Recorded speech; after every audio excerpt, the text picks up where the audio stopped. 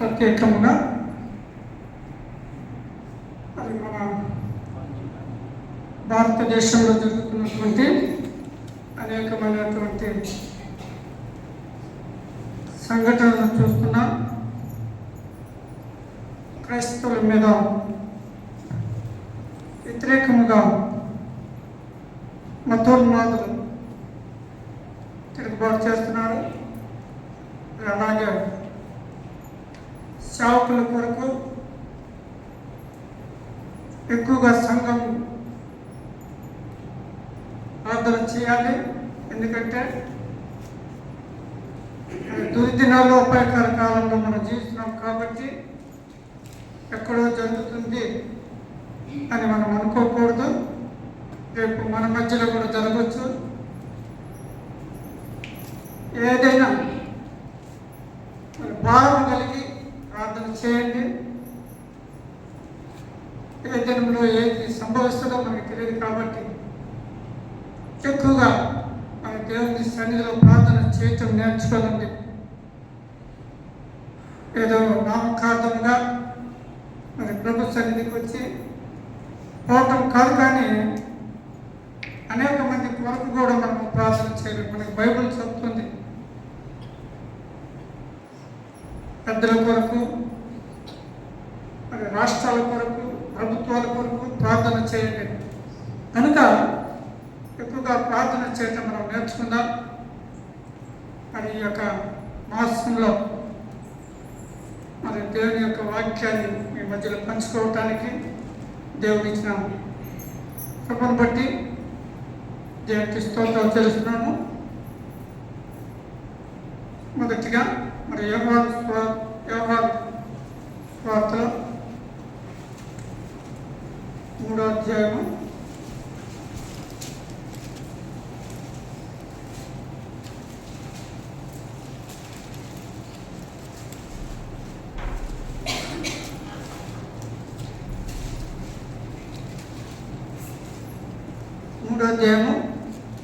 13వ వచనం. మరియు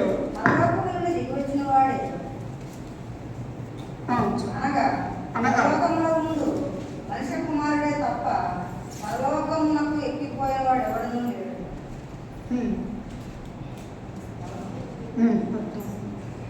అరణ్యములో మోసే సర్పమును ఎలాగో ఎత్తెను, అలాగే సృష్టించి ప్రతి వాడును నశింపక ఆయన ద్వారా నిత్యజీవము పొందినట్టు మనిషి కుమారుడు ఎత్తబడవలెను.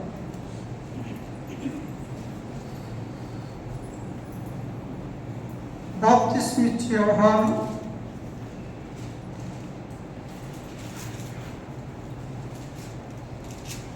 ఆయన యొక్క జీవించుతున్న దినాల్లో మరి జరిగినటువంటి మరి దేవునికి నికోదేము అనబడే ఒక మత పెద్ద, అంటే యూదులకు అధిపతిగా ఉన్నటువంటి ఆయన ఒక అధిపతి, మరి ఆయనకు ప్రభువుకి మధ్యలో జరిగినటువంటి ఒక సంభాషణ మరి క్లుప్తంగా మనం చూసుకుందాం. మరి ప్రతి మానవ పాపముల నుండి మరి శుద్ధి చేసి మనల్ని పవిత్రపరచుటకు ప్రభు అయినటువంటి యేసుక్రీస్తు బాప్తిస్మ ఇచ్చి యోహాను దగ్గర బాప్తినిస్తుంటే ప్రభు ఆ యోహాను దగ్గరికి వెళ్ళి మరి బాప్తిస్మ పొంది ఆ తర్వాత బయటకు వచ్చినట్లు చూస్తాం. ఎందుకు యోహాను దగ్గర ప్రభు బాప్తిస్మ తీసుకున్నాడంటే, ఒక మనిషి నీటి ద్వారాను ఆత్మ మూలము ద్వారాను జన్మించితే కానీ దేవుని రాజ్యాన్ని పొందుకోలేదని దేవుడు తెలియపరుస్తున్నాడు. కనుక ఆ యొక్క ప్రతిది కూడా క్రమబద్ధంగా జరగాలని ముందుగా ప్రభు యోర్దానులో బాప్తిసం తీసుకున్నట్టు మనం చూస్తున్నాం. ఆయన నీతిమంతుడు నీతిమంతులుగా మనల్ని తీర్చడానికి ఆ యొక్క శిలువ మరణము పొంది ఆయన పరలోకానికి ఆరోహణమై వెళ్ళినట్టుగా చూస్తాం. ఆయన పరలోకానికి వెళ్ళడానికి ఒక మార్గాన్ని ఆయన తెరిచి ఆ పరలోకానికి ఆయన మృత్యుంజయుడే మరణమును గెలిచి లేచి ఆయన ఆరోహణమైనట్టుగా చూస్తున్నాం. ఎందుకంటే బాప్తిస్మం తీసుకున్న సమయంలో ఆకాశము తెరవబడి ఒక పావురము దిగి వచ్చినట్లుగా చూస్తాం. అంటే ఆకాశము తెరవబడింది అనగా దేవుడు ఆ 3 సంవత్సరాలు దేవుని పరిచర్య చేయటానికి ఆయన స్టార్ట్ చేయక ముందు బాప్తిస్మం పొంది ఆ తర్వాత దేవుని యొక్క కార్యాల్లో అనేకమైనటువంటి మరి పనులు ఆయన స్వార్థను ప్రకటన చేసినట్టుగా చూస్తున్నాం. కనుక ఆ సమయంలో నికోదేము అక్కడికి దేవునితో మరి సంభాషిస్తున్నాడు, అడుగుతున్నాడు కొన్ని కార్యాలు ఆయనకు అర్థము కానీ ప్రభువుడి దగ్గర మరి ఆయన అడుగుతున్నట్లు మనం చూస్తున్నాం. ఆ నికోదేము దేవుని ఏమడుగుతున్నాడంటే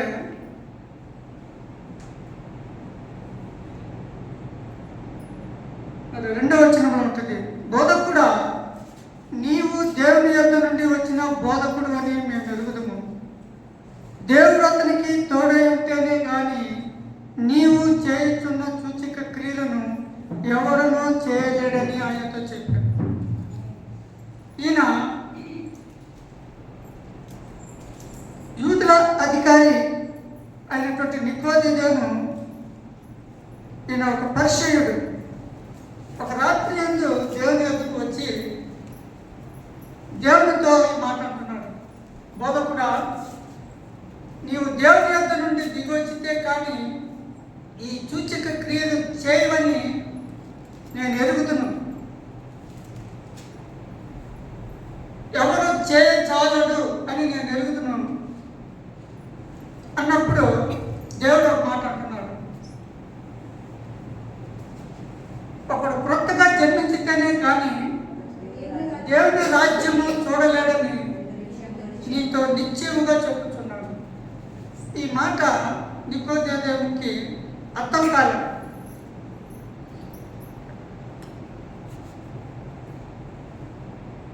ఎందుకు అర్థం కాలేదంటే ఆయన ఒక యూదుల పెద్దే కానీ మంచి సంస్కారం వ్యక్తి కానీ అన్ని లోకానుసారమైనటువంటి తత్విధులు పొందినవాడే, అనేక ధర్మశాస్త్ర ప్రోవిధుడు, అంటే అన్నిటినీ పరిశీలన చేయగలిగే ఒక మంచి మరి ధైర్యవంతుడు కూడా.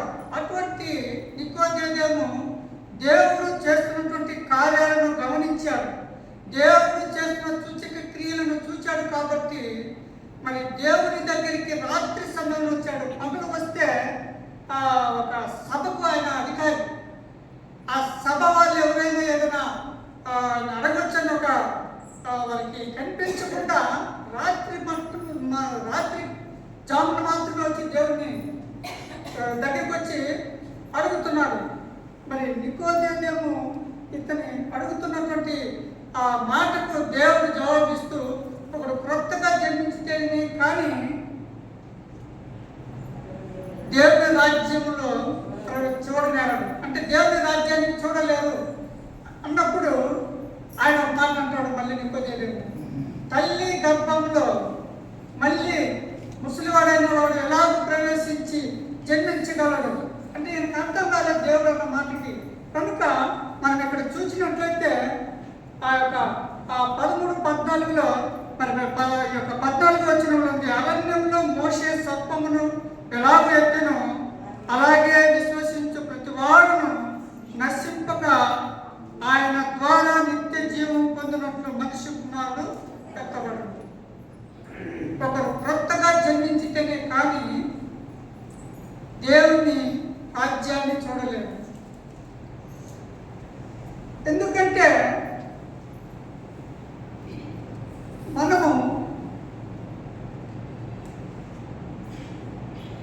పాపపు లోకంలో జీవిస్తున్నాం కాబట్టి ఎవరు కూడా నీతిమంతులుగా ఉండనేరరు.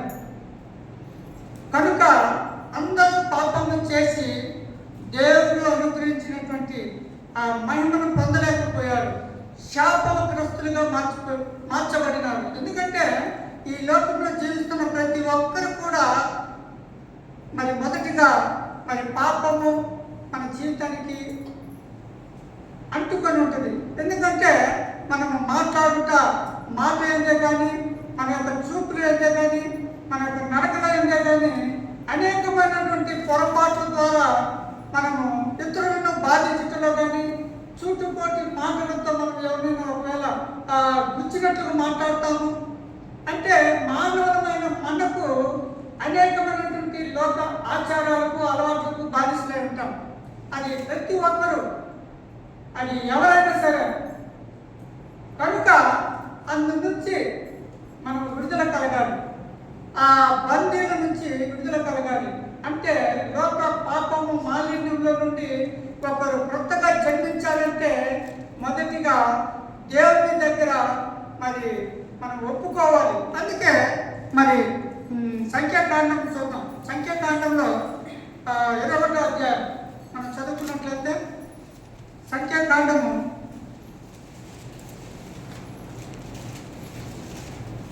21వ అధ్యాయం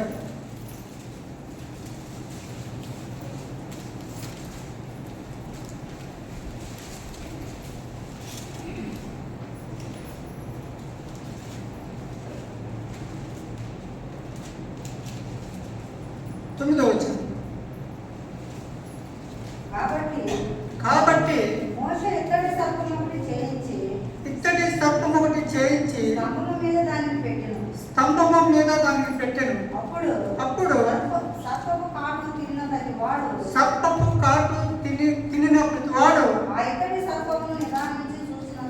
ఆ ఇత్తడి సర్పమును నిదానించి చూచినందున బ్రతికెను. చాలు.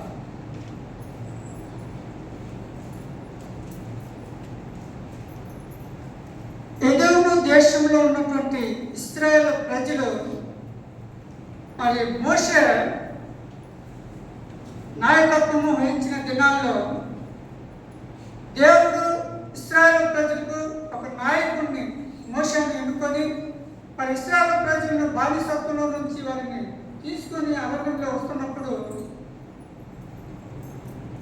ఒకరోజు మోషే దేవుని దగ్గర ప్రార్థన చేసుకోవటానికి మరి ఆయన ఉన్నప్పుడు ఈ ఇశ్రాయేలు ప్రజలు ఏం చేశారంటే దేవునికి వ్యతిరేకంగా అనేకమైనటువంటి మరి పాపపు కార్యాలు వాళ్ళు చేయటం మొదలుపెట్టారు. అంటే మరి వారు త్రాగుచు, చిందులు వేస్తూ, వారి ఇష్టానుసారంగా అపవిత్రమైనటువంటి కార్యాలు చేస్తూ దేవునికి విరోధముగా మరి వారు చేయటం వల్ల దేవుడు మరి ఇశ్రాయేలీయులను అరణ్యంలో ఐగుప్తులో నుంచి వారిని తీసుకుని వచ్చేటప్పుడు వారికి అన్న పానీయములను అనగా ఆహారాన్ని దేవుడు అనుగ్రహించాడు. వారు కోరిన తిండి వారికి పెట్టాడు. అనేకమైనటువంటి వారి యొక్క మరి బాధలను తీరుస్తూ ఎర్ర సముద్రాన్ని మరి దేవుడు దాటించాడు. అలా గొప్ప గొప్ప కార్యాలను వాళ్ళు చూస్తూ కూడా మరి దేవునికి విరోధంగా నడిచారని బైబిల్ చెప్తోంది. ఎందుకంటే వారు దేవునికి మోషేకును విరోధముగా పాపము చేసి మరి దేవుని యొక్క ఎదుట వారు శపించే వారిగా శాపగ్రస్తానికి గురయ్యారు. కనుక వారిని దేవుడు మొత్తటానికి మరి పాములను వారి గృహాలకు పంపించారు. అప్పుడు ఆ సర్పాలు వాళ్ళ గృహానికి వచ్చి ఎవరినైతే కాటేస్తాడు వాళ్ళందరూ చనిపోతారు. వాళ్ళందరూ చనిపోతున్నప్పుడు మరి వారు చేసిన పాపాలు మళ్ళీ వాళ్ళకి గుర్తొచ్చాయి. వారు చేసినటువంటి అపవిత్రమైనటువంటి కార్యాలు వాళ్ళకి గుర్తొచ్చాయి. దేవుడు చేసిన మేలులు కూడా గుర్తొచ్చాయి. దేవుడు మనల్ని ఇంతగా మరి బానిసత్వంలో నుంచి తీసుకువచ్చి మరి మనం కోరిన ప్రతిది కూడా దేవుడు మనకి ఇచ్చాడు. మంచి ఆహారాన్ని ఇచ్చాడు. మంచి మరి అనేకమైనటువంటి ఆ ఇశ్రాయేలు ప్రజలను దేవుడు విడిపించాడు. అవన్నీ గుర్తు చేసుకుంటూ మళ్ళీ మోషే దగ్గరికి వచ్చి మరి బ్రతిమలాడుతున్నారు. మోషే, దేవునికి నీకును మేము ఎంతగానో పాపం చేశాము, మమ్మల్ని క్షమించు, మరి దేవుని దగ్గర మా కొరకు దేవుని దగ్గర విన్నపం చేయి, మరి వేడుకో అన్నప్పుడు మరి మోషే వీరి యొక్క పాపముల నిమిత్తము మోషే వారు దేవుని దగ్గర ప్రార్థన చేసినట్టుగా చూస్తున్నాం. దేవుని దగ్గర ప్రార్థన చేసినప్పుడు దేవుడు మరి ఒక మాట సెలవిస్తాడు. ఆ మాట ఇక్కడ రాయబడింది. మోషే, నువ్వు ఇత్తడి సర్పం ఒకటి చేయించి స్తంభము మీద నిలబెట్టుము, ఎవరినైతే ఆ సర్పము ముట్టుతుందో వారు నిదానముగా దానిని చూచిన ఎడల వాళ్ళు బ్రతుకుతారు. పుట్టిన వెంటనే గవక్తిని చూస్తే కాదు, నిన్ను నీవు పరిశీలన చేసుకోవాలి. మొదటిగా నీవు నిదానముగా నేనేం తప్పు చేశాను, నేను ఎందులో మరి దిగజారిపోయాను, ఎందులో నేను అపవిత్రమైనటువంటి కార్యాలకు లోనయ్యాను అన్నది మనము ఒకసారి మన అంతరాత్మను మనం గుర్తు చేసుకోవాలి. మనల్ని మనం పరిశీలన చేసుకోవాలి. మనల్ని మనము పాపాన్ని మనల్ని కడుక్కోవాలి. దావీదు కదా మరి దేవుని దగ్గర గోజాడుకున్నట్లుగా మొదటిగా మనము ఆయన దగ్గర గోజాడుకోవాలి. మన యొక్క అపవిత్రమైనటువంటి కార్యాలను ప్రభు దగ్గర పెట్టాలి. ఆయన పాదాల దగ్గర పెట్టి ఆయన వైపు చూసి మనం ఎప్పుడైతే వేడుకుంటామో దేవుడు క్షమించేస్తాడు. అందుకే ఆ సర్పాన్ని నిలబెట్టి ఆ స్తంభాన్ని మీద సర్పాన్ని పెట్టి ఇత్తడి సర్పాన్ని చేయించి అక్కడ నిలబెట్టినప్పుడు ఆ సర్పం వైపు ఎవరైతే నిదానించి ఆ పాము కచ్చినప్పుడు ఆ నిదానించి ఆ సర్పం వైపు అక్కడికి వచ్చి చూస్తారో వాళ్ళు మాత్రమే బ్రతుకుతారు. ఒకవేళ ఆ సర్పాన్ని చూడకపోతే వాళ్ళు చనిపోతారు. అంటే ఆజ్ఞ అతిక్రమమే పాపం. దేవుడు ఏమైతే సెలవించాడో అది ఖచ్చితంగా పాటించాలి. ఈ పరిశుద్ధ గ్రంథంలో ఏమైతే మనకు బోధిస్తుందో దాన్ని మనం అనుసరించాలి. కనుక ఈ నికోదేము కూడా దేవుడి దగ్గర అడిగినప్పుడు ఆ దేవుడు నికోదేముకు తెలియపరుస్తున్నది అదే, ఒక మనిషి క్రొత్తగా జన్మించాలంటే తన పాపాన్ని, తన శాపగ్రస్తమైనటువంటి జీవితాన్ని విడిచిపెట్టడానికి మరి ఇష్టపడాలి. ఆ విడిచిపెట్టిన వారును ఏం చేయాలంటే నీటి ద్వారా మొదటగా రక్షించబడాలి. అంటే బాప్తిసము పొందాలి. ఆ తీర్మానం తీసుకున్న తర్వాత నువ్వు ఆత్మలో ఎదగాలి. ఆత్మ పరిశీలన చేసుకోవాలి. నీవు మంచిగా ప్రార్థన శక్తిని పొందుకోవాలి. ప్రార్థనలో ఎప్పుడైతే నువ్వు బలముగా నాటుపడిపోతావో అప్పుడు దేవుని యొక్క శక్తిని పొందుకుంటావు. ఇక నీవు క్రొత్తగా జన్మించినటువంటి శిశువును పోలి ఉండాలంటే పాత జీవితాన్ని ఇక విడిచిపెట్టాలి. క్రొత్తగా జన్మించిన శిశువును పోలి నువ్వు జీవించాలంటే దానికి అర్థం ఏంటంటే క్రొత్తగా జన్మించిన వారు అంటే పాత జీవితాన్ని విడిచిపెట్టాలి. ఒకవేళ లోక ఆచారాలకు, అలవాట్లకు పరిశుద్ధ గ్రంథంలో ఏమైతే చేయకూడని కార్యాలు మనము చేస్తున్నామో వాటిని విడిచిపెట్టిన తర్వాత మన క్రొత్త జీవితము స్టార్ట్ అవుతుంది. మన బ్రతుకు మారాలి. మన జీవితాన్ని మనము ఇదివరకు ఎలాగ జీవించాము, ఇప్పుడు బాప్తిసము తీసుకున్న తర్వాత ఎలాగ జీవిస్తున్నాము అన్నది మనము దినదినము నూతనపరుచుకోవాలి. మన యొక్క ఆత్మీయతలో మనము పరిశీలన చేసుకొని ముందుకు సాగాలి. ఎక్కువగా దేవుని పరిశుద్ధ గ్రంథాన్ని మనము చదవాలి, దాన్ని పాటించాలి. మొదటిగా మన యొక్క జీవితాన్ని మనము మన నడక కానీ, మన యొక్క చూపులు కానీ, మన యొక్క ప్రవర్తన కానీ ఈ క్రొత్తగా జీవితాన్ని స్టార్ట్ చేసినప్పుడు పాత జీవితానికి క్రొత్త జీవితానికి తేడా కనిపించాలి. ఆ మార్పు చెందినప్పుడే మనము ఒక నూతన స్వభావాన్ని పొందుకుంటాం. అందుకే నేనే మార్గము, సత్యము, జీవము ఉన్నానని దేవుడు చెల్లిస్తున్నాడు. యోహాను సువార్తలోనే ఆ మాట ఉంటుంది. ఎందుకంటే ఆయన మార్గాన్ని అనుసరిస్తున్న మనము ఆ నూతన జీవాన్ని పొందుకున్న తర్వాత నూతన శక్తిని మనం పొందుకోవాలి, నూతన బలాన్ని మనం పొందుకోవాలి.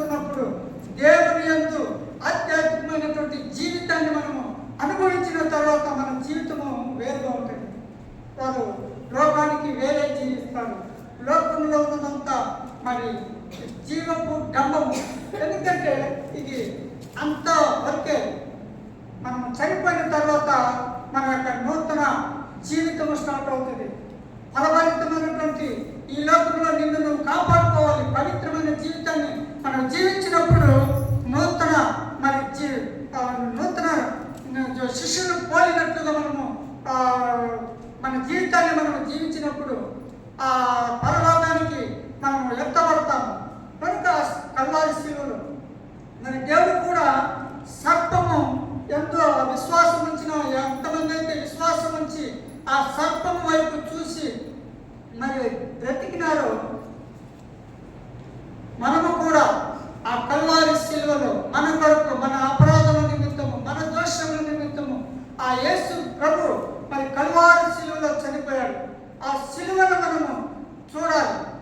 ఆయన పొందిన దెబ్బల చేత మనకు స్వస్థత కలుగుతున్నదని దేవుని యందు మనం విశ్వాసం ఉంచాలి.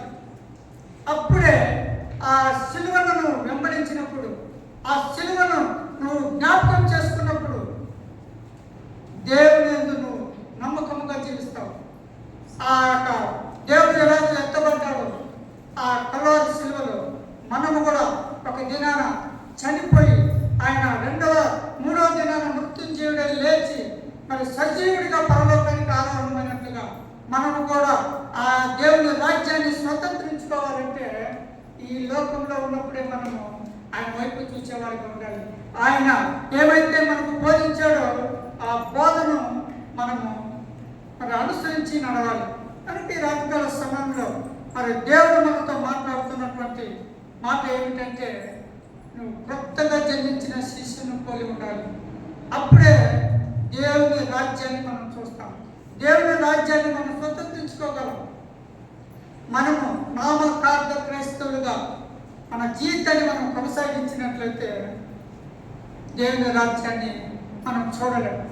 దేవుని రాజ్యాన్ని మనము పొందాలంటే ఈ లోకంలో ఉన్న ఆశలను, కోరికలను మనం విడిచిపెట్టాలి. లోకానుసారమైనటువంటి జీవితాన్ని మనం విడిచిపెట్టాలి. ఈ నికోదేము ఆ కొత్తగా జన్మించిన శిశువును పోలి ఆయన మారు మనసు పొందినట్లు చూస్తున్నాం. దేవుడు చనిపోయినప్పుడు కూడా నికోదేమే ఆ యొక్క శవాన్ని తీసుకురావడానికి ధైర్యం సాహసం చేశాడంటే, దేవుని బిడ్డలు ఎలా ఉండాలంటే దేవుని ఎందు నమ్మకముగా కలిగి ఉండాలి, ధైర్యవంతులుగా ఉండాలి. ఏది వచ్చినా కూడా భయపడకుండా మనం దేవుని ఎందు విశ్వాసంతో పోరాటం చేసే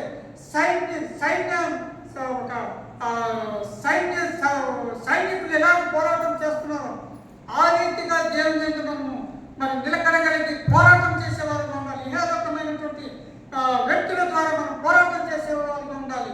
ఎందుకంటే ఈ లోకంలో ఉన్న ప్రతిదీ కూడా మనకు వ్యతిరేకముగా లేస్తుంది. దేవుని యందు మనము నడుస్తుంటే మనకు విరోధముగా అనేకమైనటువంటి మరి మాటలు కానీ అనేకమైనటువంటి వారి ద్వారా మనకు నిందలు, అవమానాలు వచ్చినా సరే వాటన్నింటిని మనం లక్ష్య పెట్టకూడదు. లోకంలో ఉన్నటువంటి అన్నీ కూడా మనకు వ్యతిరేకమైన కూడా మనం ఆయన యందు నమ్మకం కలిగి ఉంటే దేవుడు మనల్ని ఖచ్చితంగా ఆయన రాజ్యాన్ని మనకు అనుగ్రహిస్తాడని మనం ఒక విశ్వాసాన్ని కలిగి జీవించాలి. కనుక ఈ యొక్క మరి యోహాను సువార్తలోనే మరి 3:14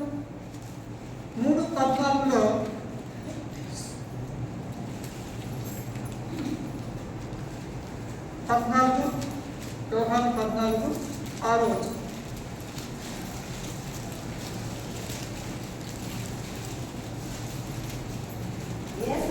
యేసు నేనే మార్గమును, సత్యమును, జీవమును, నా ద్వారానే తప్ప ఎవరు తండ్రి యొద్దకు రారు.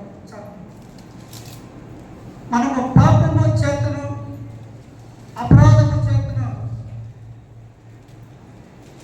మనకు నశించిపోకూడదని దేవుని యొక్క సంకల్పం కలిగి మన కొరకు ఆయన కల్వారి శిలువలో మరి ఆ శిలువ మీద ఆయన ప్రాణాన్ని పెట్టాడు. ఆ ప్రాణము పెట్టిన వల్ల లోకానికి గొప్ప రక్షణ దేవుడు అనుగ్రహించాడు. ఆయన చనిపోకపోతే మనకు రక్షణ లేదు. కనుక ఆయన గొప్ప వెలుగును ఈ లోకానికి మరి వెలుగుగా వచ్చాడు. కానీ ఇహలోకమైనటువంటి ప్రజలు, ఆ యొక్క మత అధికారులు కానీ యూదులు కానీ ఆయన గుర్తించలేదని పరిశుద్ధ గ్రంథం తెలియపరుస్తుంది. చీకటి ఆయన గుర్తించలేదు. చీకటి మరి ప్రజలు కాబట్టి అంధకార సంబంధమైనటువంటి మనుషులు ఆయన్ను గుర్తించలేక ఆయన సిలువకు అప్పగించినట్టుగా చూస్తున్నాం. ఎందుకంటే నేనే మార్గమును సత్యమును జీవమునే ఉన్నాను, నా ద్వారా తప్ప తండ్రి వద్దకు ఎవరు అంటే ఆయన మీద ఒక నింది వేశారు. నేనే అని ఆయన మరి చెప్పుకుంటున్నాడని ఆ యొక్క సభకు అప్పగించినట్టుగా చూస్తున్నాం. ఎందుకంటే ఆయన దేవుడు అనే సంగతిని వాళ్ళు గుర్తించలేదు. ఇంకా ఎదురు చూస్తున్నారు, విషయం వస్తాడు అని. కానీ ఆయన వచ్చి వారి మధ్యలో మరి ఆయన అనేకమైనటువంటి సూచక క్రియలు మహత్కార్యాలు చేసి మరి అనేక మందిని మరి చనిపోయిన వారిని లేవదీశాడు. అలాగే గుడ్డి వారికి మరి చూపునిచ్చాడు, గుడ్డి వారిని మరి వారి కాలు వచ్చేటట్టుగా చేశాడు. ఇన్ని చూసినా కూడా దేవుని వారు గుర్తించక మరి ఆయన సిలువకు అప్పగించినట్టుగా చూస్తున్నాం. అందుకే దేవుడు మరి యెహోవా దగ్గర బాప్తిసము పొంది ఆయన మరి దేవుని స్వార్థలో మరి 3.5 సంవత్సరం చేసి ఆ కల్వరి శిలువలో మన కొరకు చనిపోయాడు. ఎందుకంటే సాతానునికి మనకి ఉన్నటువంటి ఆ పాపపు ఆ పత్రాన్ని ఆయన మేపుల ద్వారా, ఆయన యొక్క మరణము ద్వారా మరి మనకు మరి రక్షణను అనుగ్రహించాలని ఆయన మన యొక్క పాపాన్ని ఆయన మీద వేసుకున్నాడు. మనము పొందవలసినటువంటి శిక్షను ఆయన మీద వేసుకొని ఆయన చనిపోయినట్టుగా చూస్తున్నాం. అందుకే ఈ నికోదేముకు దేవుడు చెప్తున్న మాట అదే, ఎవరు క్రొత్తగా జన్మించిన శిష్యును పోలి నడుచుకుంటారో, నేను చనిపోయినాను అని విశ్వాసం కలిగి మృత్యుంజయుడై మరి తిరిగి లేచి పరలోకానికి ఆరోహణమైపోయినాడని నువ్వు నమ్మి విశ్వాసం ఉంచిన ఎడల నువ్వు క్రొత్తగా పొందిన శిష్యును పోలి నడుచుకోవాలంటే మొదటగా బాప్తిసము పొంది శిష్యును ఆ బాప్తిసం పొందిన నీవు దేవుని వాక్యానికి విధేయత కలిగి దేవుని యొక్క నమ్మకముగా మరి ఆయన నీ కొరకు నా కొరకు ఆ పాపపు ఆ పత్రాన్ని ఆ సాతానుకి మనకున్నటువంటి మధ్యలో ఉన్నటువంటి ఆ యొక్క పాపపు పత్రాన్ని ఆయన మరి సాతాను యొక్క తలను చితుకు తొక్కి మనకు సాతానుకున్నటువంటి ఆ అగాధాన్ని కూర్చాడు. మనకు దేవునితో మనము ఒడంబడిక చేసుకున్నాడు. మన పాపాన్ని ఆయన తొలగించడానికి ఇష్టపడ్డాడు. మనల్ని నూతనముగా మార్చబడటానికి దేవుడు ఇష్టపడ్డాడు. కాబట్టి ఆ శిలువలైన మన కొరకు ఆయన మనం పొందవలసినటువంటి శిక్షను ఆయన పొంది చనిపోయినట్టుగా చూస్తున్నాం. అందుకే దేవుని యొక్క మాటలకు మనం విధేయత చూపాలి. మనము ఆ యొక్క మోషే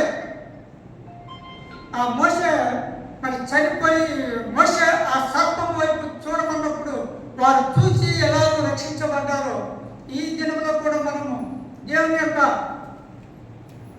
ఆ యొక్క శిలువ వైపు ఆ యేసు ప్రభు మన పాపాల నిమిత్తం ఎంతబడ్డాడని మనం విశ్వసించి మరి రక్షణ పొంది బాప్తిసము పొంది దేవుని యందు మరి విశ్వాసం కలిగి ప్రార్థనలో ఏకీభవించి మంచి పోరాటము మనం పోరాడినప్పుడు దేవుని యొక్క చిత్తాన్ని మనం నెరవేర్చిన వారు అవుతాం.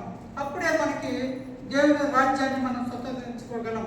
కనుక బాప్తిస్ము ఇచ్చి యోహాను మరి దేవునికి ముందుగా మరి ఆయన పంపబడ్డాడు. కనుక ఆ యోహాను దగ్గర దేవుడు బాప్తిస్ము పొందిన తర్వాత దేవుని యొక్క ఆయన పరిచర్య చేసినట్టు చూస్తాం. అందుకనే పాపంలో ఉన్నటువంటి ప్రతి మనిషి కూడా మొదటిగా తన పాపాన్ని మరి ఆ బాప్తిస్ము ద్వారా అక్కడ కూర్చిపెట్టాలి. ఆ బాప్తిసం పొందిన నీవు నిలకడగలిగినటువంటి జీవితాన్ని మనం జీవించాలని ఈ రక్తోత్సవంలో చేస్తున్నాం. ఎంతమంది బాప్తిసము పొందినామన్నది కాదు, కానీ దేవుడిలో ఎంతమంది కరెక్ట్గా మరి ఆయన వాక్యానికి లోబడి జీవిస్తున్నారన్నది మనం పరిశీలన చేసుకోవాలి. ఎందుకంటే ఈ లోకంలో విశ్వాసుల సహితము కూడా మోసపూర్చు వారు అనేక మంది బయలుదేరారు. విశ్వాసాన్ని కోల్పోయేటట్లుగా చేస్తాము. మనము నమ్ముకున్న మన జీవితానికి మరి ఒక ఆ, ఏదో ఒకటి శాపాన్ని తీసుకొచ్చి మనకు అంటగడతారు. ఎందుకంటే మనము చంచల మనసు మనలో ఉండకూడదు. మనము నమ్ముకున్న ఈ యొక్క దేవుని యొక్క నమ్మకత్వాన్ని మనం పోగొట్టుకోకూడదు. దేవుని యొక్క మాటకు మనం లోబడి ఆయన ఎందు మనము నడుచుతున్న ఒక మార్గాన్ని మనం ఎంచుకున్న తర్వాత లోకానుసారమైనటువంటి కార్యాలను మనము ఇక వాటి వైపు చూడకూడదు. వాటి వైపు తిరిగి చూస్తే మళ్ళీ మనము శ్రాపగ్రస్తులం అవుతాం. దేవుని యొక్క శక్తిని మనం కోల్పోతాం. దేవుని ప్రేమను మనము పొందుకోలేము. దేవుడు ఆయన రక్త సమయంలో మన వైపు చూస్తూ ఆయన మరి మాట్లాడుతున్న మాట కూడా అదే, నీవు క్రొత్తగా జన్మిస్తే కానీ ఇంకా నీ పాత జీవితాన్ని విడిచిపెట్టకుండా ఇంకా నీ పాత జీవితంలో నువ్వు బ్రతుకుతూ దేవుని సన్నిధికి వచ్చి దేవుని యందు నువ్వు ఎంత ప్రార్థన చేసి ప్రలాపించి ప్రార్థన చేసినా ఆయన ఆ ప్రార్థన ఆలకించడు. ఆ యొక్క ప్రార్థనకి విలువ ఉండదు. ఎందుకంటే మనలో ఉన్నటువంటి ఒక చిన్న పొరపాటు ఏదైనా ఉన్నా మనం దాన్ని పరిశీలన చేసుకోవాలి. ఏదైనా ఈ దినము ఒకవేళ మనం ఇతరులను బాధించినట్టుగా మాట్లాడినా సరే, లేదా ఇతరులకి హానికరమైనటువంటి ఏదైనా కార్యం మనం చేసినా సరే, మనం దాన్ని ఎందుకు పరిశీలన చేసుకుని దేవుని సన్నిధిలో ప్రార్థన చేయాలి. మనం ఒప్పుకోవాలి ప్రభు సన్నిధిలో. దేవుడు ఆ ప్రార్థనకి ప్రతిఫలాన్ని దేవుడు అనుగ్రహిస్తాడు. కనుక మనము చేయవలసినటువంటి కార్యం ఏంటి అని మనం గమనించినట్లయితే దేవుని యందు నిలకడగలిగి విశ్వాసంతో ప్రార్థన చేసేవాడిగా ఉండాలి. ఎంతమంది మరి మనం బైబిల్ చదువుతున్నాం అన్నది కూడా మనం చూడాలి. చదువు వచ్చిన వారు ఖచ్చితంగా బైబిల్ చదవాలి. చదివినప్పుడే మనకి దేవుని వాక్యం అర్థమవుతుంది. నువ్వు ఇక్కడ విని బైబిల్ తీసుకొని వచ్చి మరి అలాగే తీసుకొని పోయి మళ్ళీ అలా ఇంట్లో పెట్టినంత మాత్రాన మనకు అర్థం కాదు. చెప్పిన వాక్యము విన్న మనము ఈ నికోదేవులాగా మనం ఎదురు ప్రశ్న చేసేవారుగా ఉండాలి. అర్థం కానిది అడిగి తెలుసుకునే వారుగా ఉండాలి.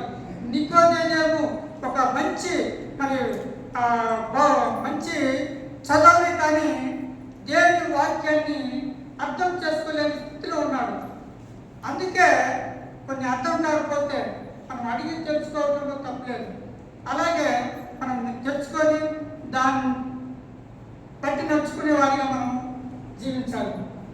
ఎందుకు మనం బైబిల్ చదివి ఆ చదివిన వాక్యాన్ని ధ్యానం చేసి వాక్యంలో ఉన్న సత్యాన్ని మనం గుర్తెరగాలి. అప్పుడే నేను చెప్పిన మాట అది కరెక్టా కాదని మీరు కూడా పరిశీలన చేయాలి. విన్న వాక్యాన్ని అలాగే పరిశీలన చేసి దాని ద్వారా మనము ఇంకా అభివృద్ధిలోకి రావాలి. అప్పుడే దినదినము మనం నూతన పరచబడతాం. దేవుని శక్తిని మనం పొందుకుంటాం. ఎక్కువగా ప్రార్థనలో మనము ఉండాలి. ఆ ప్రార్థన చేసినప్పుడు దేవుడు ఆలకించాలంటే దానికి కొన్ని నియమాలు ఉన్నాయి, దానికి కూడా కొన్ని పద్ధతులు ఉన్నాయి. అది దేవుని సన్నిధిలో మనం ప్రార్థన చేస్తే, దేవుని బైబిల్ మనం చదివితే దేవుడే మనకి ఆ జ్ఞానాన్ని అనుగ్రహిస్తాడు. అర్థం చేసుకునే తత్వం మనలో ఉండాలి. ఆ అర్థం చేసుకునే తత్వం మనలోకి రావాలి అంటే బైబిల్ చదవాలి. బైబిల్ చదివి దాని ప్రకారం మనం జీవిస్తే మన జీవితం ఒక ఫలవంతమైనటువంటి జీవితాన్ని దేవుడు మనం అనుగ్రహిస్తాం. ఈ రాత్రికాల సమయంలో మనము మరి ఈ నికోదేవు లాగా మరి కొన్ని తెలుసుకోవాలి. ఎందుకంటే దేవుడే బయలుపరుస్తున్నాడు. మోషే ఆయన నిలబెట్టినటువంటి ఆ సర్పం వైపు చూస్తే ఇశ్రాయేలు ప్రజలు ఎలా బ్రతికారో అలాగూ మన పాపం నిమిత్తము యేసు ప్రభు ఆ కల్వారి శిలువలో చనిపోయినాడు అని మనము ఆయన వైపు చూసి విశ్వసించినట్లయితే మనం ఒక నూతన జీవితాన్ని పొందుకుంటాం. దాన్ని గ్రహించినప్పుడే మనం ఒక దేవుని రాజ్యాన్ని మనం చూడగలుగుతామని ఆ యొక్క నికోదేవుతో దేవుడు హెచ్చరించినట్టు చూస్తున్నాం. కనుక కొత్తగా జన్మించిన శిశువును పోలి మనం ఉండాలంటే మన పాత జీవితాన్ని విడిచిపెట్టాలి, నూతన జీవితాన్ని మనము కొనసాగించాలి. కనుక రాత్రి సమయంలో మనం పరిశీలన చేసుకుందాం. మనం ఇంకా పాత జీవితాన్ని జీవిస్తున్నామా లేక వాటిని విడిచిపెట్టి ఈ రాత్రి నుంచి ఒక తీర్మానానికి వచ్చి ఆ తీర్మానంలో మనము దేవుడికి ప్రార్థన చేసి ఆ శక్తిని మనం పొందుకునే వారిగా ప్రభు సన్నిధిలో కనపడాలని ప్రభుపేట మీకు అందరికీ అది తెలియజేస్తూ దేవుడి పరిశుద్ధ మాటలు దీనించి ఆశీర్వదించిన గాక ఆమేన్.